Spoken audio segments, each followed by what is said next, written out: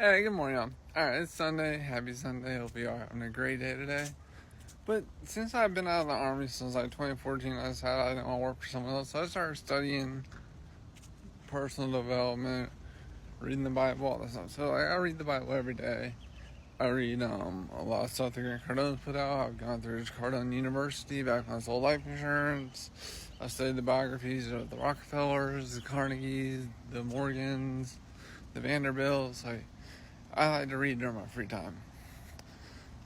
And like I said, I've established that every one of them just tweaks the same thing. They say the same exact things, they just tweak it. Like I just finished reading another one of Robert Kiyosaki's. Well, I think I got like 2 more chapters left of the ebook. But he's spilling the same stuff he spills in every one of his other books. That's honestly, that's what a lot of the financial gurus people listen to, they do. They just tweak 1 or 2 things and they keep selling more and more products saying the same thing in just a different way. Which I understand. When you're in business, you have to be producing, you have to be selling. If you're not producing, you're going out of business. So I get it. But like I said, everyone spills the same information. And it all goes back to the Bible. If you back in the old days, when people actually went to church, which I don't even like church that much because it's just, I don't like church. Because, I don't know, that's a whole different conversation we're going to get into. But you don't need to have a relationship with God or to read the Bible and follow the words that have been laid out to you for centuries. That's why it's still such a seller today. You know, a lot of people don't like reading it. If you literally just study the Bible, you'll get your money right, you'll get your health right, you'll get your finances right, you'll be golden. But people don't do that. Because like I said, like, everyone makes fun of Dave Ramsey and I believe in some of his values, some of the stuff he says is inaccurate, which I get. I was watching a video yesterday about this dude defending IULs and how Dave Ramsey has it wrong. And I used to sell IULs. And yeah, they are good, but he proved Dave Ramsey right and himself right. Because Dave Ramsey harps on the whole thing. Like, when you die, you just get the death benefit. We get what the death benefit was that you've been paying for. You don't get all the interest earned. And that is true. It is.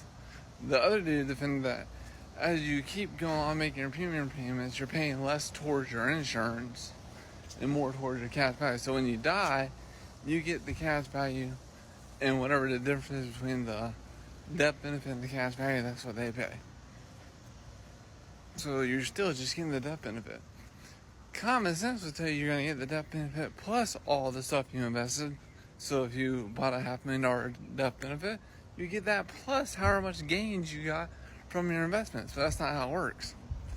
No. So you're breaking even no matter what. You're only getting the $500,000 for your death benefit. That's where I see where Dave Ramsey comes from. And that's why I agree with that also.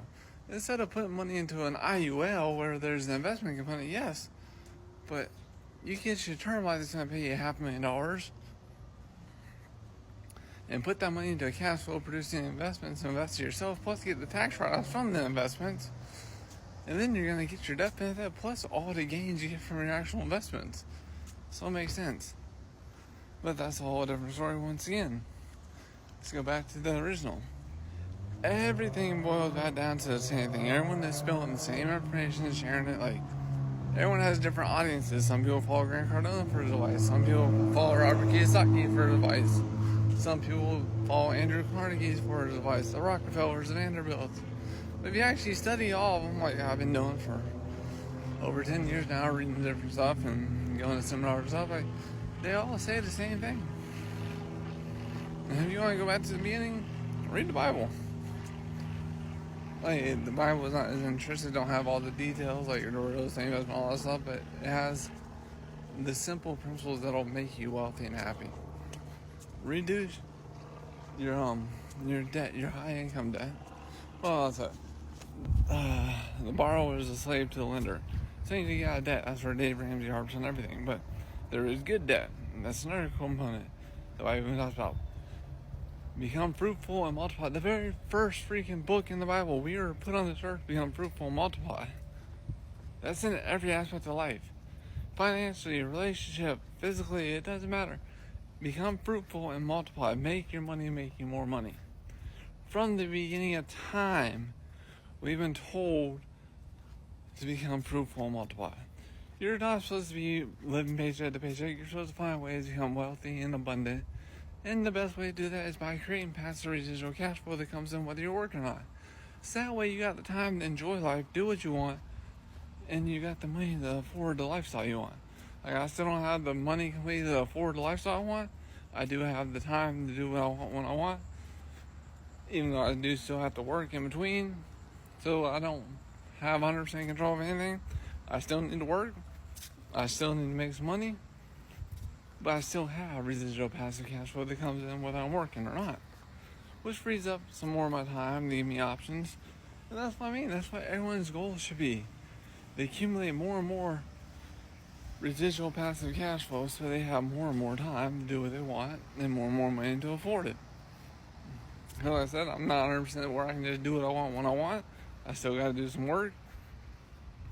And I still got some liabilities I got to pay off and accumulate some more assets, but it's a work in progress. That's like I said yesterday. Don't listen to people. Get your household in order first. So make sure people are practicing what they're preaching to you. I hate people, especially whenever you get hit up on TikTok and all that stuff about debt consolidation and all that stuff, and they call you up and then you ask like, oh, so awesome, that's great. So do you have any debt? Or are you completely debt free and you got enough passive residual cash flow to enjoy your life? Oh, I'm not comfortable with sharing that information because they're just glorified salespeople trying to sell you something. So anytime someone's trying to sell you something, ask them how their portfolio looks. If they're a Bitcoin investor, ask them what else they invest in, or they're just speculating on Bitcoin or cryptocurrency. Okay, awesome. So you're a speculator, you're not an investor. And like I said, I'm not a fan of diversification because there's a lot of people who said that from the get-go. Diversification is playing it safe, and you're actually screwing yourself. You diversify once you become wealthy. Again, go back in the day. Andrew Carnegie said, I think one of his business partners said it, but put all your eggs in one basket and watch that basket like a hawk. And then when you become, or like Warren Buffett says, diversification is for ignorance or people who are not financially intelligent or something like that. So you don't diversify if you know what you're doing. You go all in on something, you make it work, and then you diversify out. And that's not diversifying out into a bunch of different random stocks and all that, no. Diversify out in different asset classes. I got stocks, I got real estate, I got my network marketing business, and I got my gig work. Find different ways in different fields so you can create about 8 to 12 different sources of income you can be set. And with the home mission for marketing business, find about 3 or 5 serious people that want to build a business also. You're set. You never have to work again. I will tell you this much. Finding those 3 to 5 people that are actually serious about getting their life and their finances in control is going to be difficult. Because most people have been inundated with, oh, go to school, get a good job, get good grades. Or go to school, get good grades, get a good job. Get a secure job, retire with a pension, Social Security, all that good stuff. And invest in a well-diversified mutual fund and I still don't believe that. That's some bull. But hey, figure out what works for you. Subscribe to my channel, like these videos, share it with someone who needs to hear this. Send me those super links and all that good stuff. And let me know how you're going about creating the lifestyle you want. Y'all be great.